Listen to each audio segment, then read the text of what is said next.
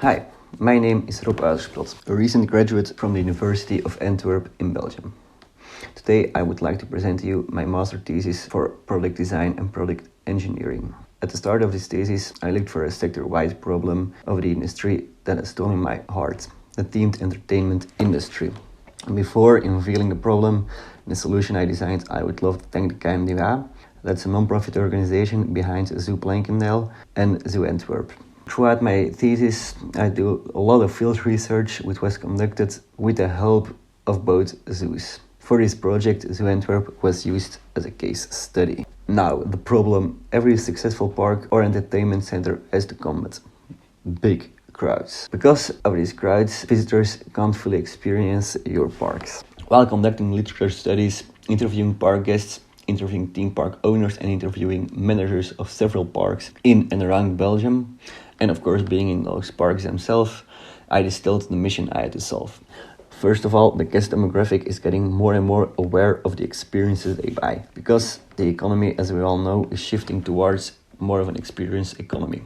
Budget for experiences is growing, but nonetheless, every dollar spent should be a dollar well spent. So an improved guest experience could give a big market advantage. To gain this better experience, the patterns of visitors should be broken. Currently, visitors all tend to behave in a certain pattern and follow visitor-wide this pattern. What this means is visitors always keep about the same route throughout the park. So however you try to reroute them, they always tend to stick to the same route. Even solutions to try to break this that already exists, like applications to communicate waiting times or virtual queuing through, for example, fast passes, don't work according to literature and several park managers I talked with. Lastly, the Zoo of Antwerp asked for a system where route changes can be quick, responsive and professional without any employee going into the park. So I created WATO. WATO is a system for wayfinding around theme park Oscillation. First of all, I would like to show a marketing video that explains the whole WATO concepts, and afterwards we will do a deep dive into all the systems and elements WATO consists of.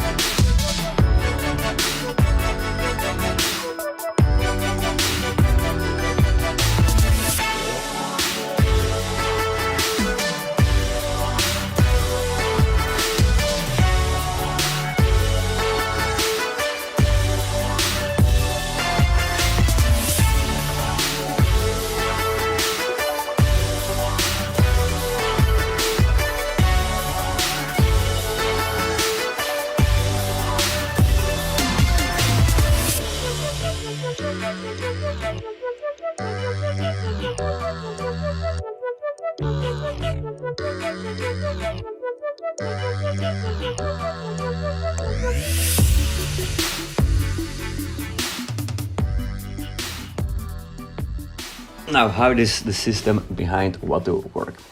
I will explain this with a real-life situation in the Zoo of Antwerp.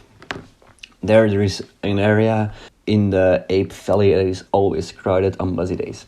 This is because there is a playground, there is a restaurant, and quite a lot of very interesting animals on just one small part of the park.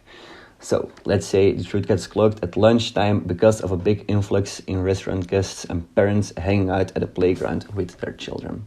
At this moment, a park employee or the AI system controlling WATO might decide the visitors not yet at the area should be guided around it to come back at a later time.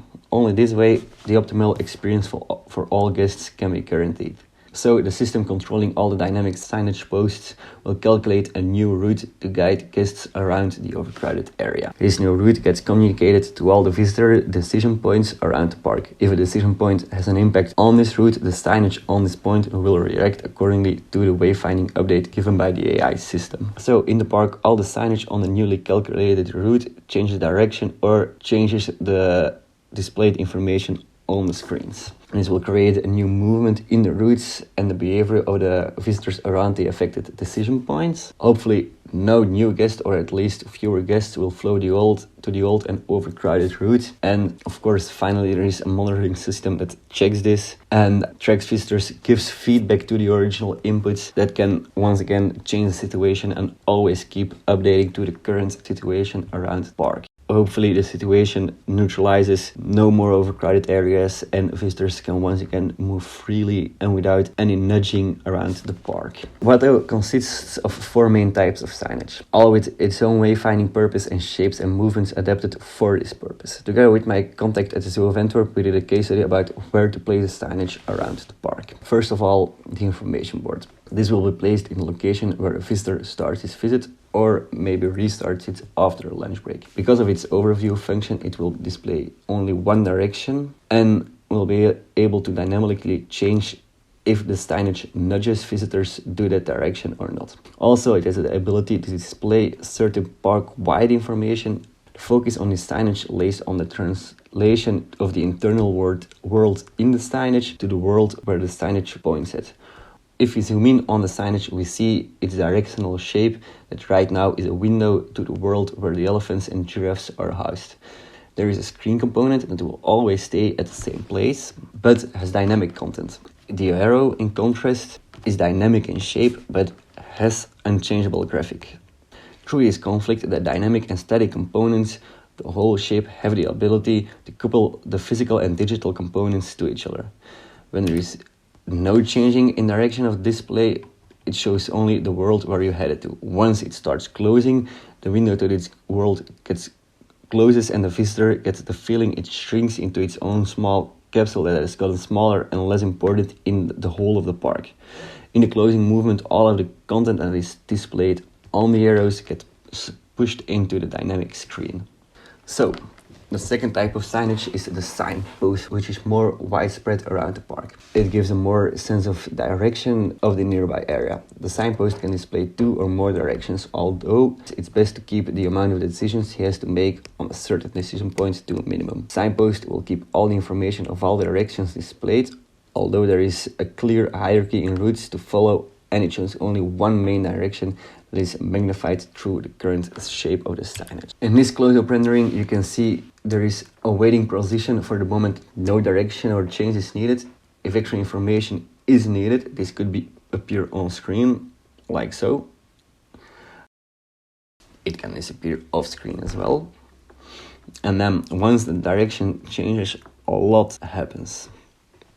So first of all, the title of the subdirection comes out, and together with the animals of the subdirection, that comes out, and the head direction comes in, title comes in, and the animals come in. Once again, it goes to a neutral state.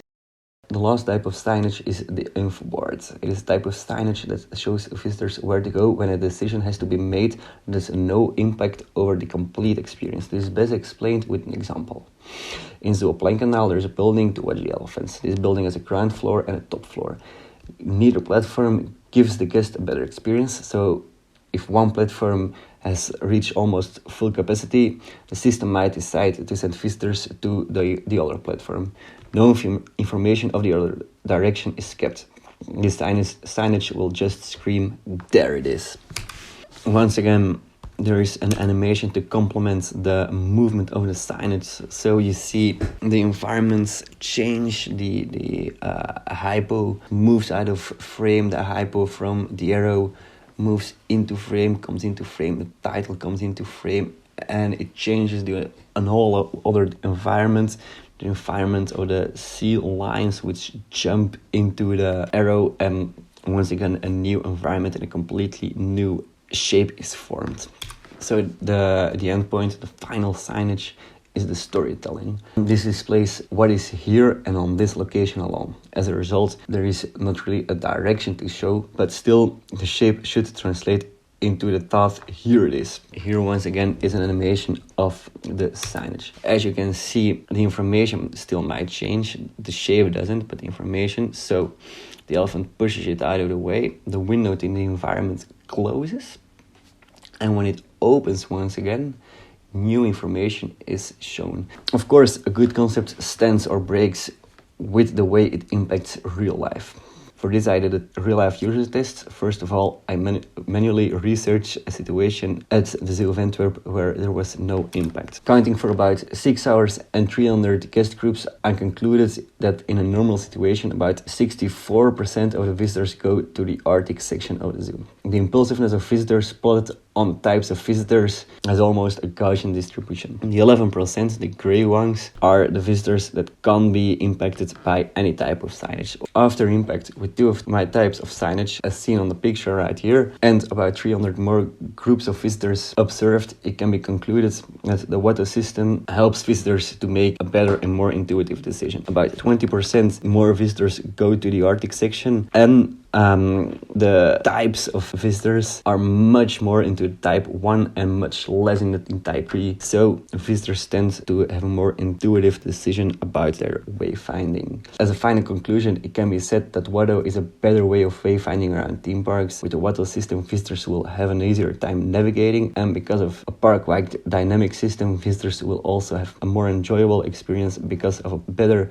distribution of guests in the park. Finally, I would like to thank you for your interest in my project and invite you to send me an email or contact me through the Team Tech Direction website if you have any more questions. Thank you for your time.